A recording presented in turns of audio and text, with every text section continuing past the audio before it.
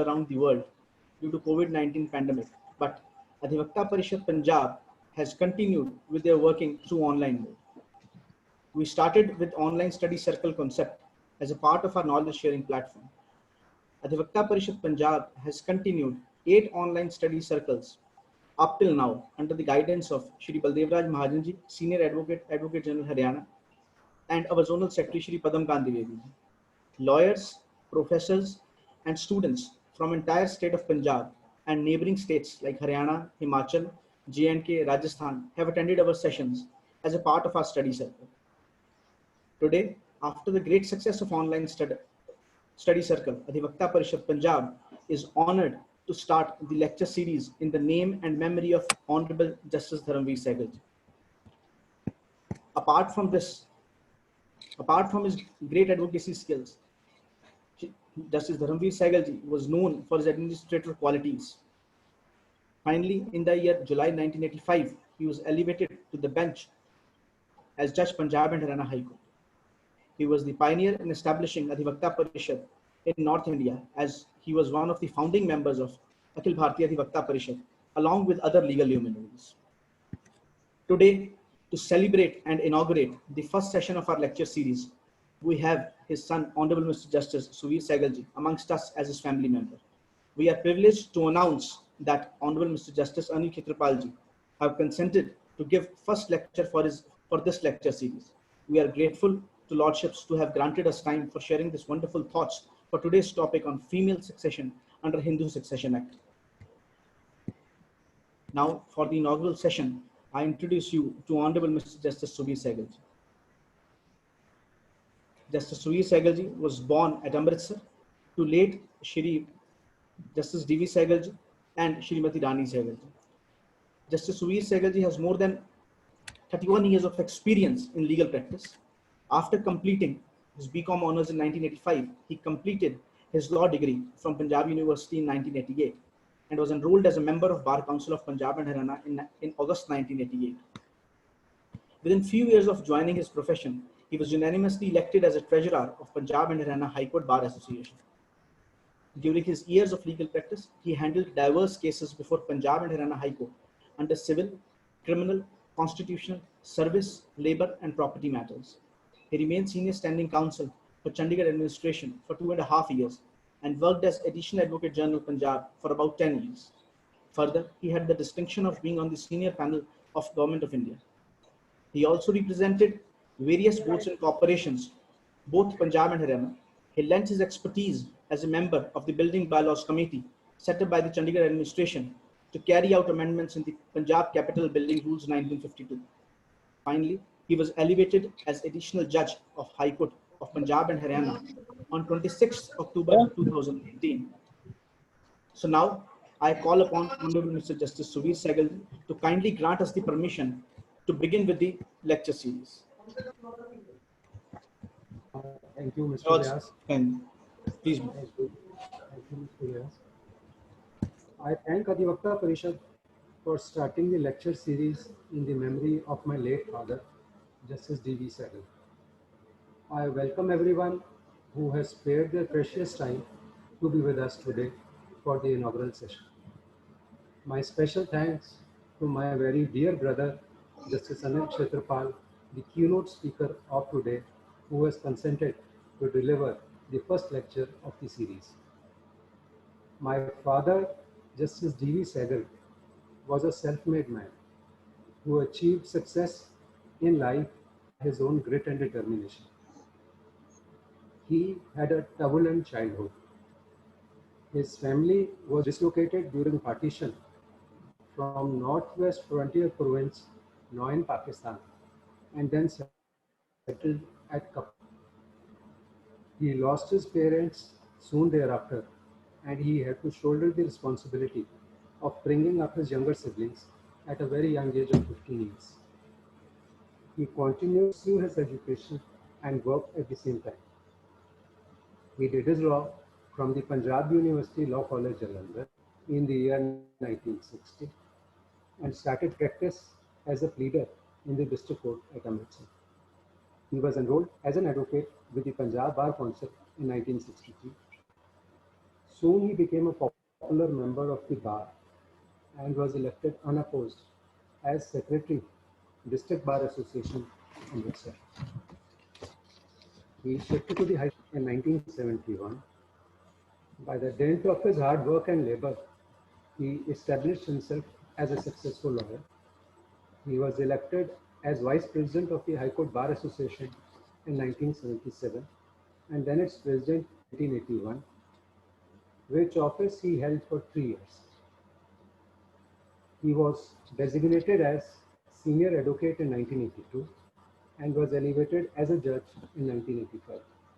He held this office till 1989 when he resigned. He then shifted to the Supreme Court where he practiced for 8 years till 1996. He remained actively associated with a number of social, educational and charitable institutions. For 3 years, he was the Honorary President of Lok Adalat of the High Court of Punjab and Haryana. He remained President of the Holiday Home Society Registered, Chandigarh, of DAV College Managing Committee, New Delhi. He was a Fellow of Punjab University, Chandigarh, and a member of its syndicate. He was also a member of the Faculty of Laws, Guru Nanak Dev University, Amritsar. He assumed the office of the Lokpal Punjab in 2001 and died in harness at the age of 68 years on 6 December 2002. Justice D.V. Sehgal was one of the founder members of Adhivakta Parishad. During his stint as a lawyer in Delhi, he, along with Justice Rama Joyce, Justice Yuju Lalit, Justice Adarsh Kumar Goyal, and other legal luminaries, established the Akhil Bharatiya Adhivakta Parishad in the year 1992. Its organizational structure was designed and units were created in every High Court. Under the guidance of Veerji, as respected Honorable Mr. Justice J.V. Gupta was popularly known, Justice Sehgal presided over the inaugural meeting for establishing Adhivakta Parishad units for the states of Punjab, Haryana, and Union Territory, Chandigarh. Since then, Adhivakta Parishad has not only created units in every High Court, but Adhivakta Parishad units are working even at sub-divisional levels. Adhivakta Parishad holds a national conference on a regular basis, which witnesses large-scale participation from all parts of the country. Adhivakta Parishad has been organizing national workshops on varied topics such as medical jurisprudence, cyber laws, and electronic evidence, human rights, including a workshop for young lawyers. A magazine, Nyaya Parva, is published for lawyers and is also available online. Nyaya Kendras have been established for providing facilities to the people in villages and providing them legal knowledge. Study circles are conducted in every High Court and at district level. Very recently, Adhivakta Parishad Punjab has conducted 8 online study circles on different legal aspects during the lockdown days. It gives me an immense sense of pride of being associated with Adhivakta Parishad. In the end, I'll be failing in my duty if I do not thank Shri Baldev Raj Mahajanji, Senior Advocate and Advocate General Haryana, who has been the former National President of Akhil Bharatiya Adhivakta Parishad, who is the brain behind the lecture series. I also thank Shri Padamkant Dwivedi ji, Zonal Secretary North Zone, Shri Rakesh Gupta Advocate, President Adhivakta Parishad Punjab, and Shri Akhilesh Vyas Advocate, General Secretary Adhivakta Parishad Punjab, for the hard work and effort put in by them. With these words, I declare the lecture series open, and from the depth of my heart, wish it all the success. Thank you. Please, my lords, we are very grateful to you for granting us the permission. Now, coming back to today's topic, we have with us our keynote speaker, Honorable Mr. Justice Anil Khetarpal ji. As an introduction, I would like to say that Honorable Mr. Anil Khetarpal ji hails from Kurukshetra. Having a legal background, as his father, Shri S.P. Khetarpal ji, has also been practicing advocate at Kurukshetra. In 1987, after completing LLB, He got enrolled with Bar Council of Punjab and Haryana and started practice at Punjab and Haryana High Court. And he joined the office of Honorable Mr. Justice V.K. Bali, retired Chief Justice. In 1991, he started his independent practice on civil and constitutional side. In 2014, looking into his command on civil law and experience on handling diverse cases, he was designated as senior advocate by Punjab and Haryana High Court. His lordship was elevated as an additional judge of Punjab and Haryana High Court, Chandigarh, on 10th of July 2017. Since then, my lords have pronounced landmark judgments both on civil as well as criminal law. We are privileged to have him today with us. My lords will be enlightening us on the topic of female succession under Hindu Succession Act. This topic required a detailed understanding of the concepts, and especially with respect to the latest judgment passed by Honorable Supreme Court in the case of Vinita Sharma versus Rakesh Sharma. Now, without taking any more time, I request Honorable Mr. Justice Anil Kejriwal ji to kindly take us to the journey of today's topic. We welcome you, sir. Kindly. Thank you, Mr. Vyas. I think I am audible to everyone. Please, my lords. Please, my lords. I am grateful to Adhivakta Parishad for giving me opportunity, and special thanks to Brother Suvir Sehgal, who has honored me with this opportunity. Now, today's session is on succession to women's property or female. I have divided this session into 3 parts so that we can then dilate on each part. First part is with respect to general rules of succession of a female. Second part is enlargement of a state of a Hindu female. And third is that latest judgment, which is with interpreting section 6 as amended in 2005 Act. Why I have divided this into 3 parts is because otherwise there will be a lot of confusion in bit. Now let us go to first part.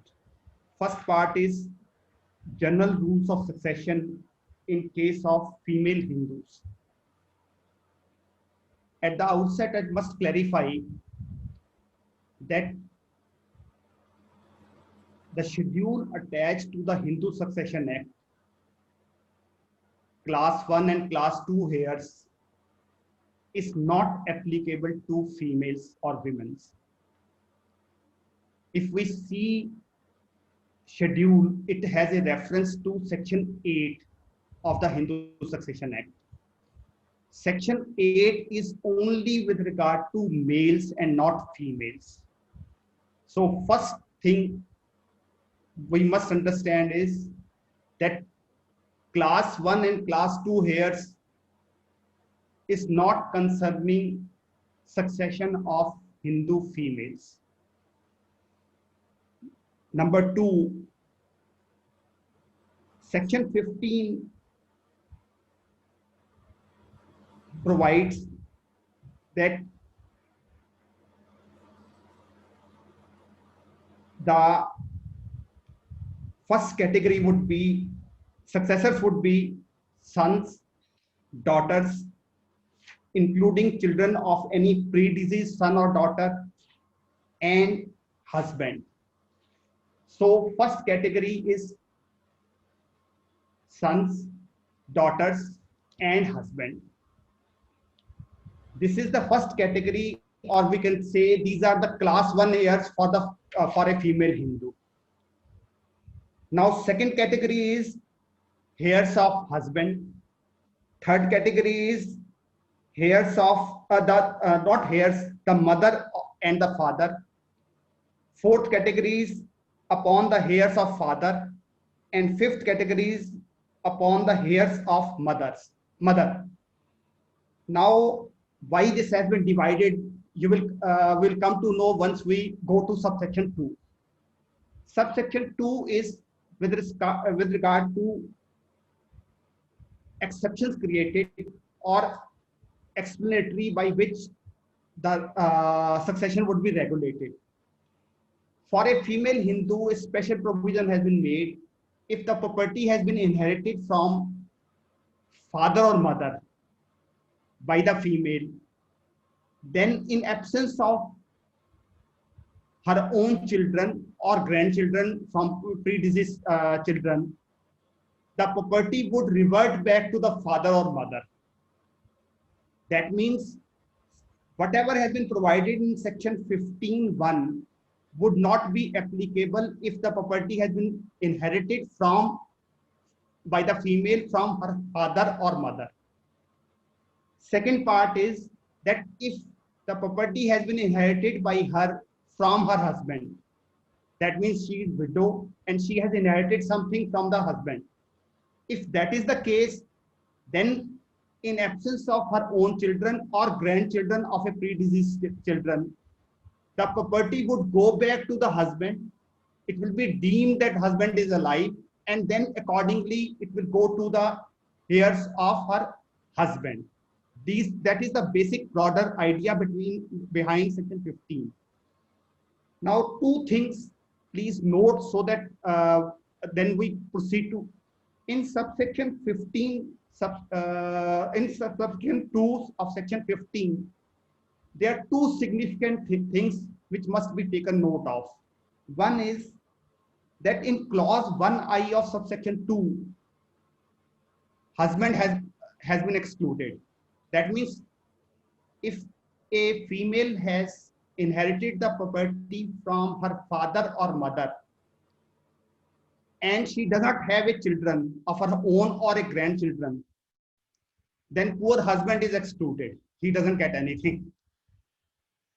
Now, this is one important thing which must be kept in mind.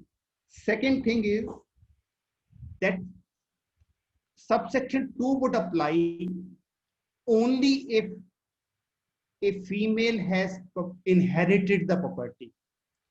If she has received it apart from any other mode than inheritance, then section 15(2) would not apply. Please note that if a female has received the property by way of a gift or any other mode transfer, then subsection 2 would not apply. Now, let us, I think I am clear on that.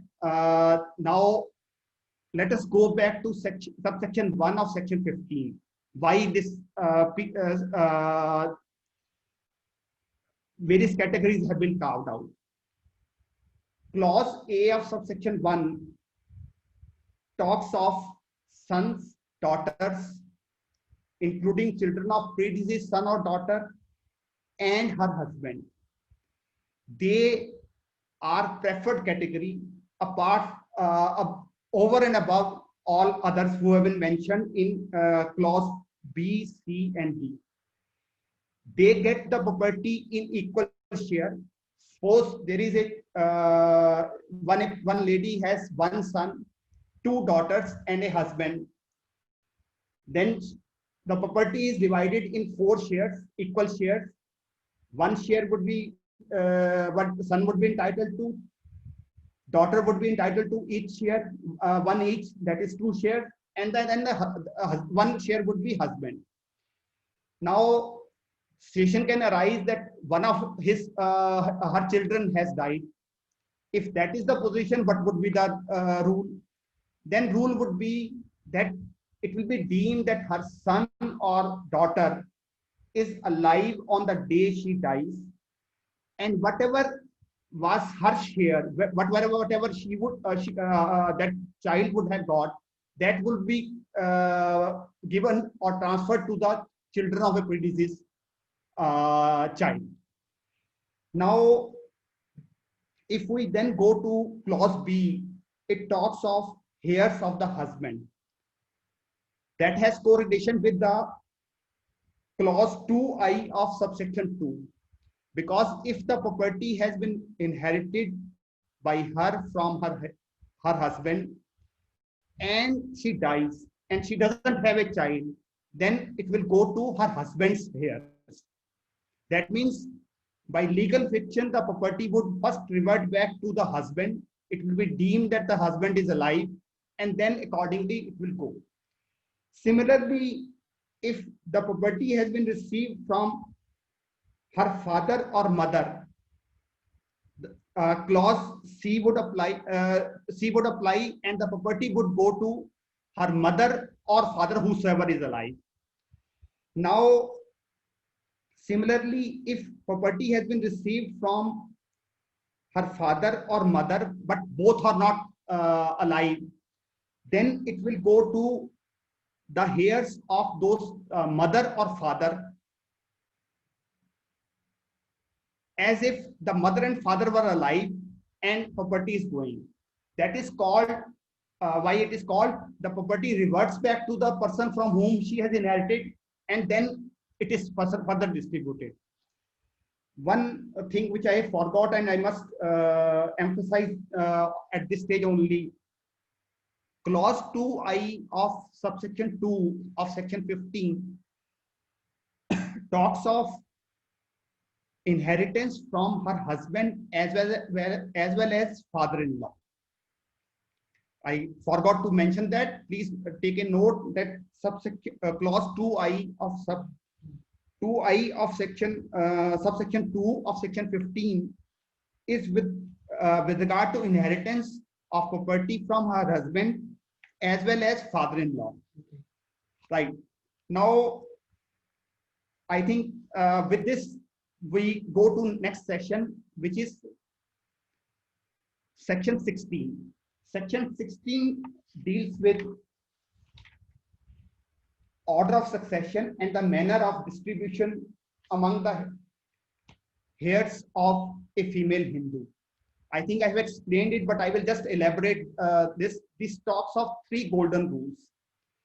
First golden rule is that one entry shall be preferred to those in succeeding entry.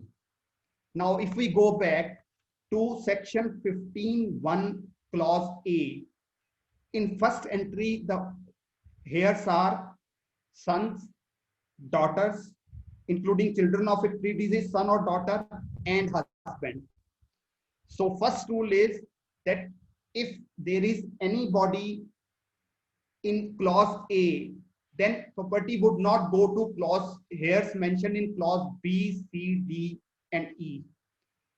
Amongst the persons mentioned in clause A, that means if she has left behind more than one legal natural heir, which fall in clause A, that is, she has more than one children or she has one child and a husband, then property would be equally divided amongst those. So everybody gets equal share amongst the first entry. Now, second rule is that if a child of a female has died and he has left behind more than one legal heirs, natural heirs, that means she has more than one grandchildren from one deceased son or daughter, they will get one share only, which would have been available to their mother or father. There will be deeming fiction that on that day when the female dies, her son or daughter who has already died is alive. Calculation would be made that whatever their father was entitled to, they will get that equally. Now, this is rule 2. Then there is rule 3. Rule 3 is talking about and is dealing with subsection 2 of section 15. That if the property has come from husband or father-in-law, it goes back to the husband or father-in-law in absence of her own children, and then it is divided. Similarly, if the property has come from her father or mother, in absence of her children or grandchildren, property goes back, and this is how it is distributed. So this is the broad scheme of the act with regard to natural succession. because succession is of two types. One is natural succession, that is what we call it technically interstate succession. Second is testamentary succession. Testamentary is will, etc. Wherever she wishes, it has to go. There is another type of succession, or it may not be strictly called succession, is when the property goes by survivorship, which will be dealing with when we deal with co-partitionary property, because amendment in section 6, which is normally called devolution of the property. So with this we come to an end of chapter part 1. Second important and equally important provision is in section 14 of the Hindu Succession Act. The object behind section 14 was to enlarge the state of a female. Purpose was because under the customary Hindu law, as well as under 1937 Act, the females or the women were having limited estate, or it is called a life interest. So the parliament at that time thought that women should be entitled, made absolute owner. So therefore, section 14 was introduced, and that's why we call it normally as enlargement of the state. Subsection 1 provides that if a female has received the property and is possessed thereof,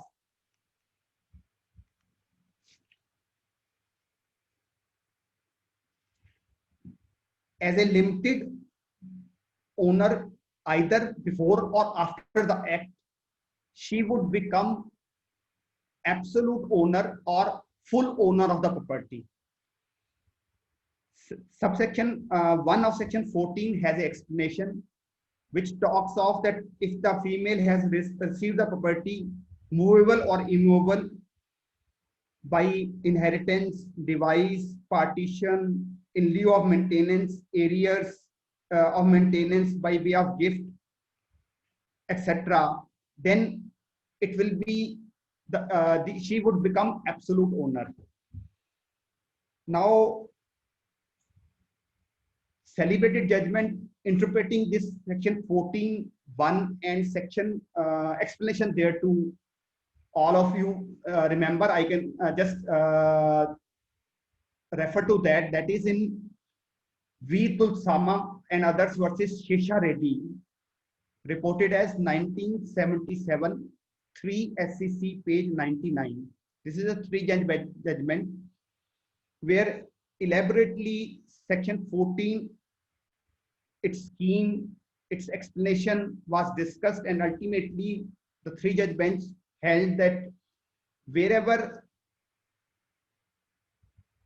it is found that the property limited estate of a female is traceable to her pre-existing right, then she becomes absolute owner of the property.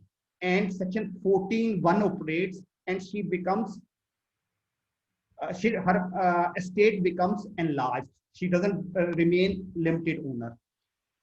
These judgments have been followed, and latest judgment on the issue is I can just refer to it. K. Kalyan Swami versus L. Balaknath Salam. This is 2020 SCC online, Supreme Court, page 584. Now, if we go to subsection 2 of section 14, in first blush, it appears that section 1 and subsection 2 are contradictory. These are not contradictory. Basically, there is overlapping, and time and again, this matter have gone to Supreme Court and interpreted. But broadly, what has been interpreted is that subsection 2 would operate if the estate which a female has inherited or has received is not traceable to any pre-existing right, then subsection 2 would operate. That means there would not be any enlargement of her estate. She will not become owner. She would remain limited owner. But if it is traceable to a pre-existing right, either of maintenance or otherwise, then it becomes enlarged. On this aspect, I can just refer to two judgments which are, according to me, have interpreted subsection 2, and both are from Punjab. One is Sadhu Singh versus Gurdwara Sahib Narike. This is 2006, 8 SCC page 75. And then another judgment is Shivdev Kaur versus RS Garewal. This is AR 2013 Supreme Court page 1620. Now, with this, I come to an end of second part. And now let us go to third part, which is the most current and topic, and everybody is discussing. And this will remain a topic of discussion for quite some time. Please understand the scheme first. Scheme as amended in 2005 is basically to introduce and make daughters as members of the Kopasnari, because as per traditional old Hindu law, daughters were not made Kopasnars. So for that purpose, this amendment was made. And while making amendment, of course, it has been made prospective. The daughters have been given right equivalent to the son. She, even after marriage, continues to remain member of the Kopasnari, and she continues to enjoy same rights as the son has got or any other Kopasnar has got. But there is very, very significant thing which has not been interpreted as of now, because that was not the issue involved, but I must bring to your notice. Please refer to subsection 3 of section 6, which has been introduced. That talks of that if a Hindu dies after the commencement of Hindu Succession Amendment Act 2005, that is with effect from 9 September 2005, his interest in the Kopasnari or joint Hindu family shall devolve by testamentary or interstate succession and not by survivorship. I will repeat once again. And if a Hindu male has died after 9 September 2005 and was a member of a Kopasnari at the time of his death, his interest would not devolve by survivorship or devolution. It will go only as per section 8 or section 8 only, that is succession, testamentary or interstate. The survivorship, succession by way of survivorship has been excluded by subsection 3 of section 6. Please make a note, because there will be some problem there, because that aspect has not been dealt with, because it was not arising in this judgment. Now, why this full larger bench judgment? There were two judgments of the Supreme Court. First judgment was in Prakash and others versus Phulwati, 2016, 2 SCC page 36. This was a two-judge bench judgment of the Supreme Court, where it was held that since the legislature has amended the section 6 and made it specifically prospective, then it will be applicable only when both Kopasnar and his daughter were alive on the date of commencement of the act, that is 9 September 2005. In other words, it was held that Section 6 would apply only if the co-partner and his daughter were alive on the date of commencement of the act. Subsequently, there was another judgment, which is in Danamma alias Suman versus Amar and others, 2018 3 SEC page 343, where after agreeing with Prakash, the court went on to hold that even if the father died in the year 2001, still the daughters would be co-partners.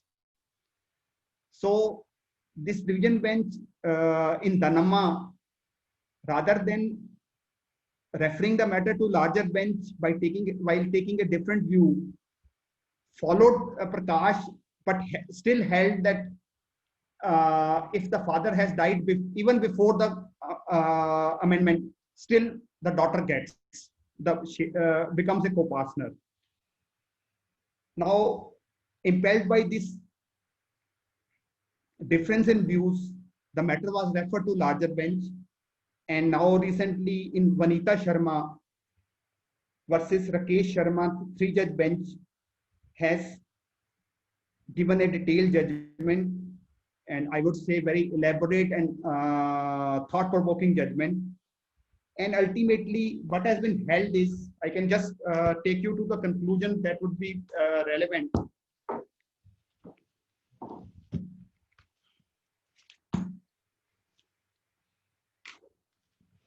First conclusion is that whether daughter is born before or after the amendment becomes a co-partner. So that means date of birth of a daughter is not relevant for applicability of Section 6, and she has to be just alive on the date the amendment came. Second is that if a daughter born earlier to 9 September 2005, she can claim rights of co-partnery except when the property has already been either disposed of or alienated or partitioned before 20th December 2004. Just make a note of this date, because this was the date, 20th December 2004, when the amendment was introduced in the parliament by the government. So if the property has already been, co-partnership property has either been partitioned or has been sold, or it has ceased to exist, only then she would not become co-partner. Otherwise, she would become co-partner. A daughter would become co-partner. Now, next conclusion is that it is not necessary that the father who was a co-partner should be alive on 9 September 2005. So, to that extent, the judgment in Prakash, which was the first judgment, stands overruled. So it is not necessary that the father must be alive on the day the amendment came. So if a co-partnership is continuing, there is no partition. Co-partnership consists of brothers only. With the amendment of the act, the daughter becomes, or the sister becomes, a co-partner, and she gets all the rights. Now, fourth conclusion is that statutory fiction which was created under the unamended Section 6, that was with regard to if a co-partner has left behind a class 1 heir, then by statutory fiction, partition was envisaged, and that's how the share would go as per Section 8. Now, what has been held is that statutory fiction of partition would not come within the meaning of the word partition used in section 6 of the amendment. That means unless there is an actual partition, merely a fictional partition would not absolve and the daughter would become, even if the father died before 2005 and by statutory fiction she received some share. Now the last conclusion which has been drawn is that oral partition would not be accepted. Only partition through a registered document or recognized by court would be accepted. However, the three-judge bench judgment has given little leverage by laying down that if the partition is supported by public documents and the partition is proved by a convincing evidence, only then the partition, if the partition is not by registered document or by court decree, then oral partition could be taken into consideration only if it is recorded in a public document or there is convincing evidence led to prove that their actual partition has taken place. Only then this will be applicable. So in other words, the three-judge bench judgment has laid down that it is not necessary that the co-partner must have died after 9 September 2005.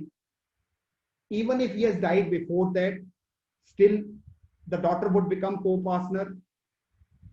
It is not necessary that and secondly, it is not necessary that the daughter should be born before the amendment came into being. Even if a daughter has been born after 2005 amendment, that is 9 September 2005, still she will become co-partner. And third thing is that only those properties would not be disturbed which have already been partitioned, sold, or co-partner has ceased to exist. Co-partner would cease to exist only if partition is recognized by a registered document or by a court decree or oral partition. But that is with a proviso that it has to be proved before the court from public documents or by cogent evidence. So this is the broadly the scheme with which women's properties, succession to the women's property is governed. Now I will, if any question is required to be answered, I will be welcoming that.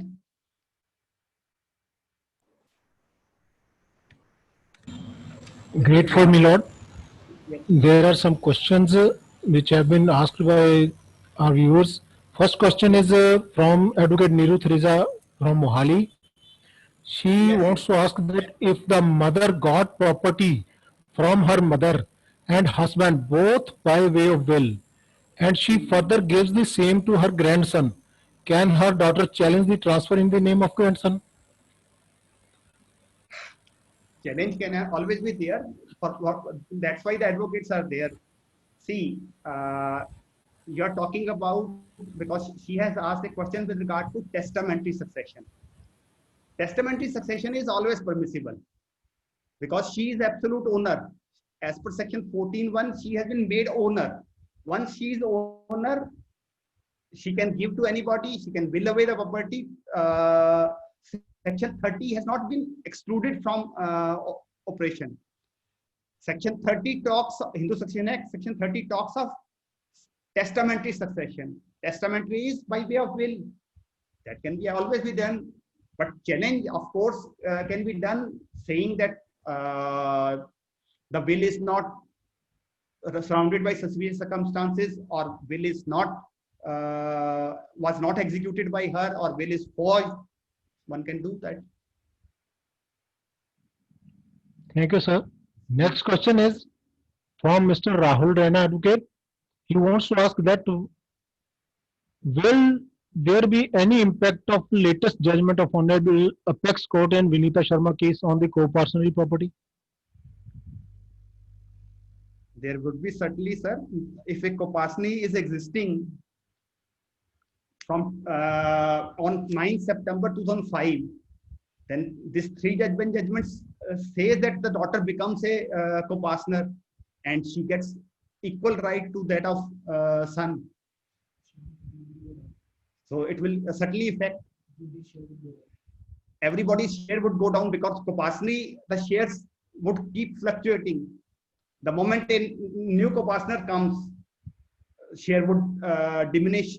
It will stand reduced. If a new generation comes, it will stand reduced because co-partnership is restricted to 3 generations. If it is 3 generations, suppose a father dies, next generation comes in. That means grandchildren come in. The share would stand reduced. So there will be certainly impact on the share, sir. Sir, next question is from Mr. Nilesh Bhardwaj. He wants to ask if there are more than one widow left by a person who died intestate, will all widows shall get divided into one share or will get equal shares with rest of first class shares? See, that is a widow get one share. If there are more than one widow, they internally get one share and that is equally divided. If person has left behind 3 widows, that would not mean that they will get 3 shares and children would get their children's share would be affected. Children would get whatever share. Amongst widows, there will be internally division. So next question is from Mr. Sudhir Nar. He wants to ask what are the rights of a married woman in the ancestral property of husband in case husband is still alive?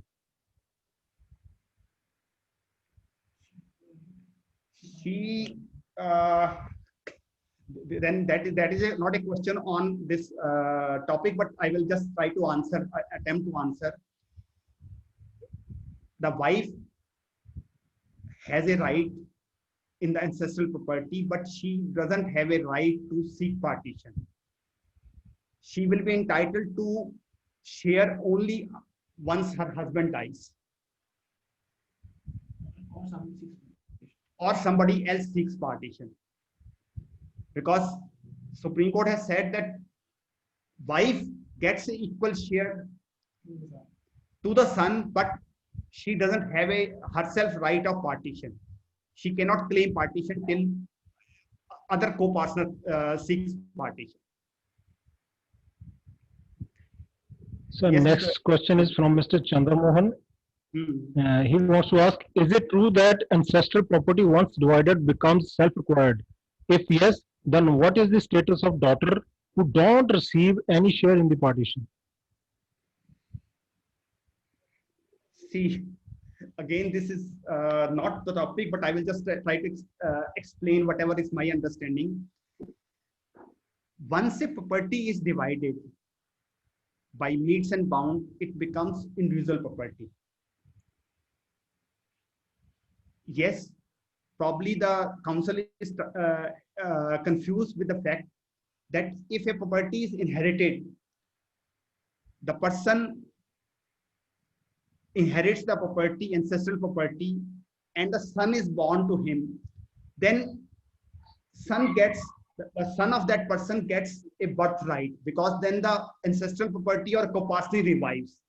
That is a big long discussion which can't be done in this small part, because that is not the topic today, because there would be a lot of ifs and buts.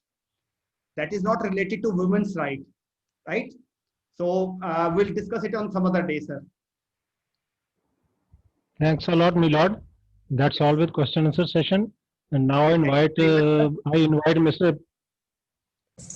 Padmkant Dwivedi ji, our General Secretary, for vote of thanks. Thank you, Mr. Ghai. Before I present the vote of thanks, I would like to call upon Shri Baldevraj Mahajan ji, Advocate General Haryana, to say a few words because he had a long association with Honorable late Justice D.V. Sehgal ji, and he has a key role in Akhil Bharatiya Adhivakta Parishad from its beginning. So I would like to call upon Mr. Mahajan to say a few words. Thank you, Padamji. Today's session, two dignitaries are with us. I am to remain associated with this series throughout till the end. I will be sharing my views subsequently. But a great personality, everybody knows. Not only I may be having my individual association, links and everything. I will be sharing my view in my next lecture. But so far as since the two dignitaries are there, platform there is meant for today them only. I will be sharing my views subsequently. But a great personality, every member of the bar knows it, whether as an advocate, senior advocate, office bearer of the bar, vice president, president, then again as a judge of this court. Even after leaving it as a judge, he came back again as a member of the Lok Adalat. And in fact, the Lok Adalat succeeded in our High Court only because of him. Subsequently, there is a contribution of all our honorable judges who participated in Lok Adalat subsequently and still continuing. But it was because of him only at the initial stage that he made it a success. And not only by compromise, he convinced all the members of the bar, even in the Lok Adalat, to accept the decision. The moment the first decision was challenged before a court, then he said, my term is now over. So that was a great personality. So I will share my views. Please. Thank you. Thank you, sir. Thank you. Thank you. I would like to congratulate Adhivakta Parishad Punjab for starting this memorial lecture series in the revered memory of late Shri Honorable Justice Paramveer Sehgal ji, a legal stalwart and a social activist and reformer. I would like to thanks Honorable Mr. Justice Suvir Sehgal ji, who readily agreed to our proposal to start this lecture series in the name of his late father, and also agreed to inaugurate the series today with us. I would like to extend my gratitude to Honorable Mr. Justice Anil Khetarpal ji, who consented to give the first lecture of this series. His Lordships, in a very detailed manner, explained the topic of the day, female succession under Hindu Succession Act, which I am sure would be beneficial for all of us. His Lordship traced the history of the issue and laid down its course of development. The latest judgment of the Honorable Supreme Court, which is by all means a landmark one, was also explained by His Lordships. I would also thank His Lordship Justice Anil Khetarpal ji for answering all the queries which were put up by the viewers in today's session. I would also like to thank Mr. Baldev Raj Mahajan ji, Learned Advocate General Haryana, and also to the Punjab Adhivakta Parishad, the technical team, Mr. Nilesh Bhardwaj, who also led the technical team, and all the office bearers of the Adhivakta Parishad Punjab who made this event a success. I would like to thank all the viewers on Zoom and YouTube who joined us today for today's session. In the end, I would like to thank everybody from the core of my heart, especially to the honorable judges who participated and made this event a very grand success. Thank you very much. Thank you. Thank you. Thank you. With this, we end this session, and you can watch this lecture live on the YouTube channel of the Punjab Adhivakta Parishad anytime you want, and share it with your friends. Thank you so much. Thank you, everybody. Thank you.